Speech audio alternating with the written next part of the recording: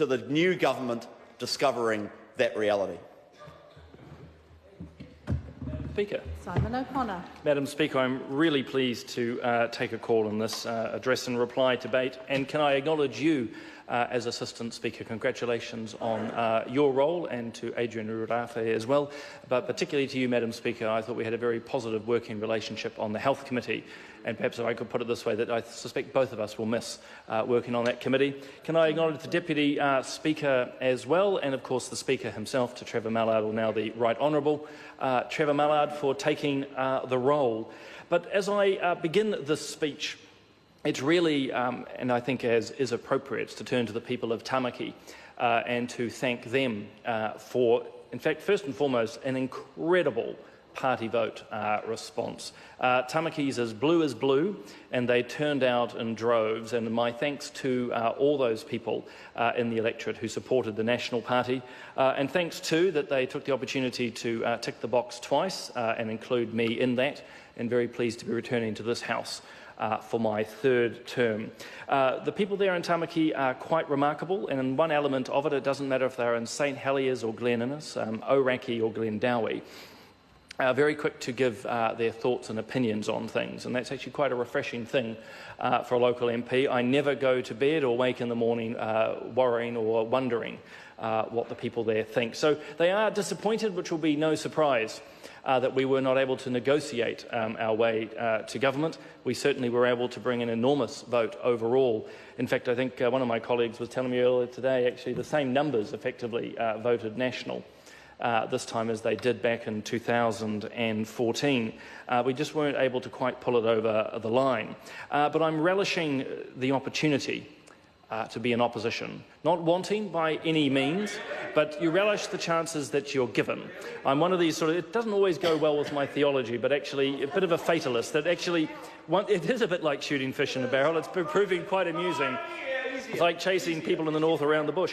But actually, it's an opportunity, and you have to take them. And to the people of Tamaki, we'll continue to be a strong voice for them here in this Parliament with issues that concern them.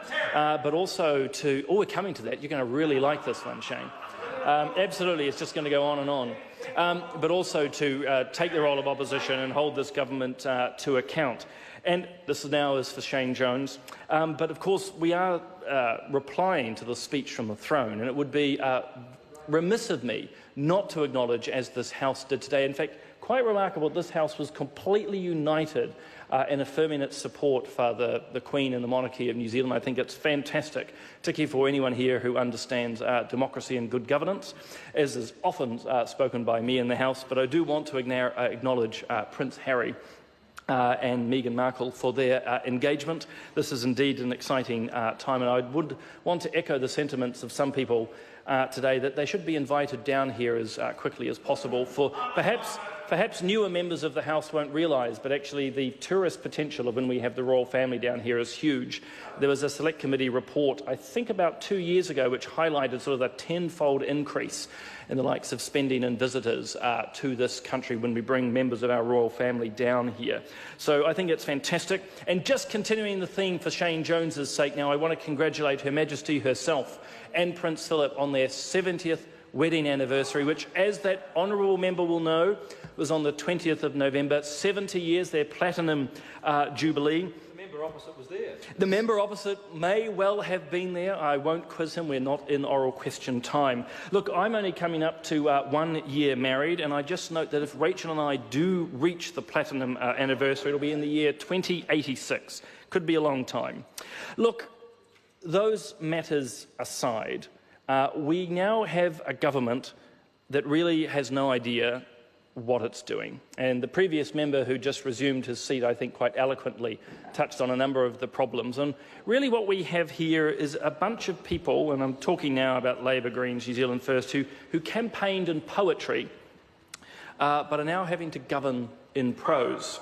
And I'm not even sure they'll even be doing that. In fact, in many ways, I can't help but think they're governing via post-it notes, sort of throwing post-it notes around and seeing what happens to stick on the wall. Some of the post-it notes are green, some are black and white, some are certainly red, they just sort of wait and see what lands there. In fact, when I think about the colours of post-it notes or the types, some of them are even post-it notes in the sort of spirit of Donald Trump. We have a left-wing government which is anti-immigration, and we have a left-wing government which is anti the TPP. In fact, from what I understand, that there is no other left-wing government, in fact, probably not even a left-wing party in the world, that is so supportive of Donald Trump's policies, particularly, again, as I say, around immigration and the TPP. It must create for very confusing conversations when, this governing party fronts up to the likes of the Trudeaus of the world and tries to explain things.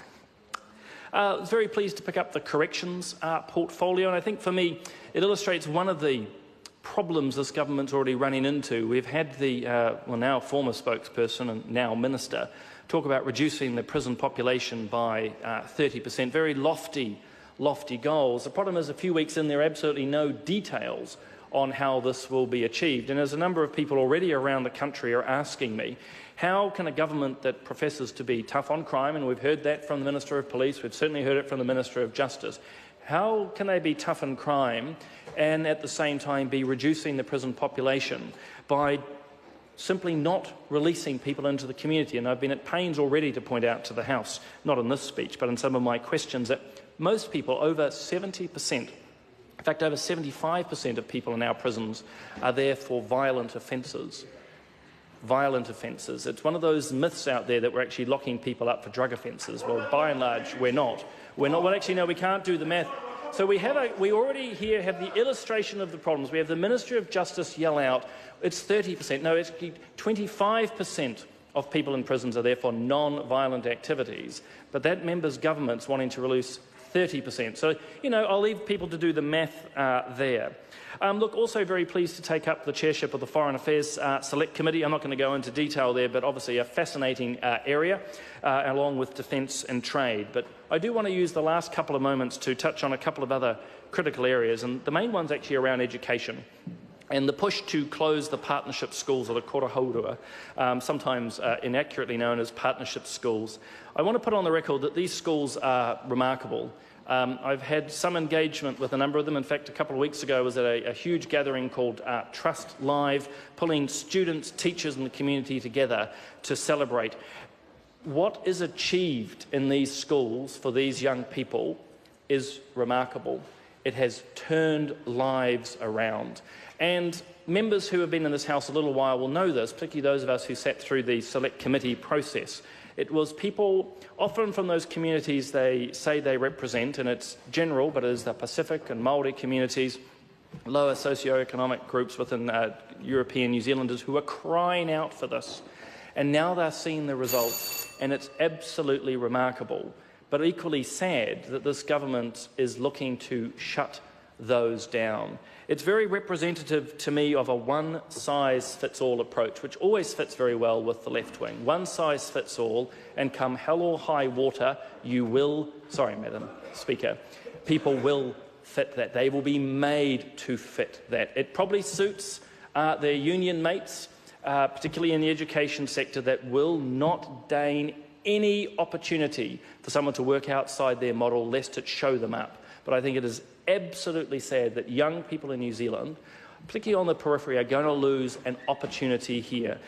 I want to sort of probably highlight in a different way, and I did point it out a few weeks ago in a very brief speech. We hear a lot about diversity these days. It's sort of one of the buzzwords that's flipped around. So I'd like to put it to the left in particular, that they look at diversity when it comes to education. That actually it's fine to have a state system, but equally it's good to have an integrated system and a private system, and to have a little bit of diversity and have these charter schools as well, because that's what people want, and we want to respect that. In fact, we want to be tolerant of that. And lest I even mention this phrase today with some of the news out there, it could even be argued as a human right. But maybe others in this House, particularly on the other side, might like to opine on that a little bit. Issues also in health.